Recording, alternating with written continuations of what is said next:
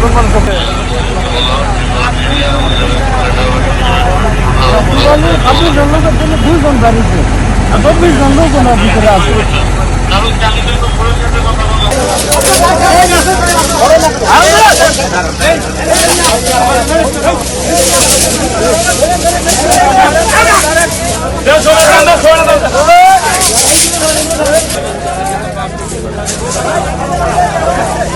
আপনারা ভিডিও না করে একটু হাত লাগান না।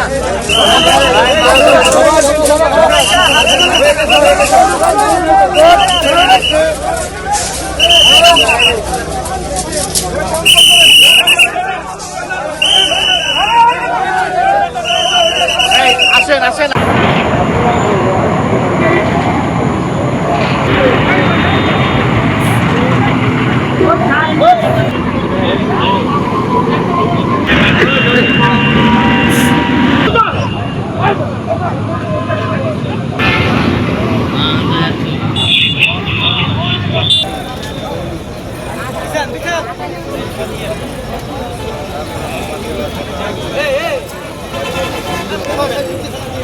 এলাকার মানুষের উদ্ধার করে রাত্রের থেকে এইভাবে সব লোকই রয়েছে, যার যে জানে তারা এক পাশে আসছে।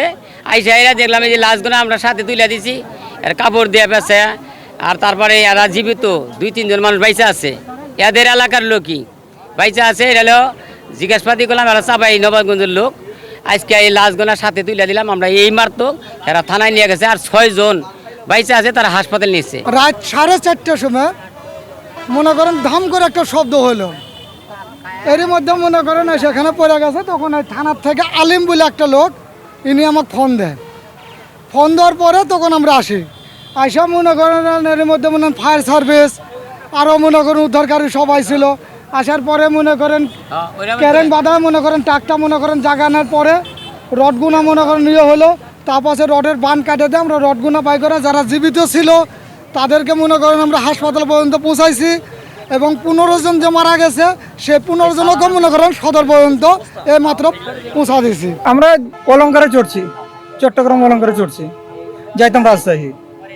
এই তো আপনার দুর্ঘটনা ঘটছে এখানে এসে। ওপরে তলে ছিল রড, ওপরে ছিল পলিথিন। আমরা সব 25, 26, 27 জন মতন ছিলাম গাড়িতে। এখন 15 জন মারা গেছে, বাদ বাকি সব কেউ জীবিত আছে, কেউ হাসপাতালে গেছে। কালকে গাড়িতে উঠেছি, এখানে স্টার লাইন আসে প্রায় 5:30টার সময়। এখানে স্টার লাইন আসে, এটা তো বুলা পাবো না। আমার তো টুপন আইলছে। একটা মানুষের শুধু ঘুম মানে মরণ সমান। কেউ ঘুমাচ্ছিল, কেউ মনে করো জাগনাত ছিল। আজকে ভোর 4টায় চট্টগ্রাম থেকে একটি ট্রাক আসছিল। রড, ট্রাকের মধ্যে রড ছিল, সেই রডের উপরে ট্রিপল দিয়ে ঢাকা ছিল এবং তার উপরে কিছু যাত্রী ছিল। যাত্রীগুলো উত্তরগামী যাত্রী ছিল। তো আমরা প্রাথমিক অবস্থায় ধারণা করছি যে নিয়ন্ত্রণ হারিয়ে ট্রাকটি পড়ে যায় এবং ঘটনাস্থলেই 15 জন মারা যান। আমরা ভোর 4টা থেকেই শোনার পর এখানে চলে আসি এবং উদ্ধার কার্যক্রম শুরু করি। আমরা 9 জনকে উদ্ধার করতে পারি এবং তাদেরকে উন্নত চিকিৎসার জন্য টাঙ্গাইলে পাঠানো হয়েছে। আর 15 জন লাশ আমরা মর্গে পাঠিয়েছি। আমরা চেষ্টা করছি তাদের পরিবারের সাথে যোগাযোগ করার জন্য, যেন দ্রুততম সময় আমরা লাশ তাদের কাছে হ্যান্ডওভার করতে পারি। এখন পর্যন্ত পরিচয় শনাক্ত হয়নি, তবে প্রক্রিয়াধীন, খুব শীঘ্রই আমরা পরিচয় পেয়ে যাব। আসলে এখানে 15 জনের মধ্যে বয়স আনুমানিক কিছু কিছু আছে 16, 17, 40, বিভিন্ন বয়সের আছে।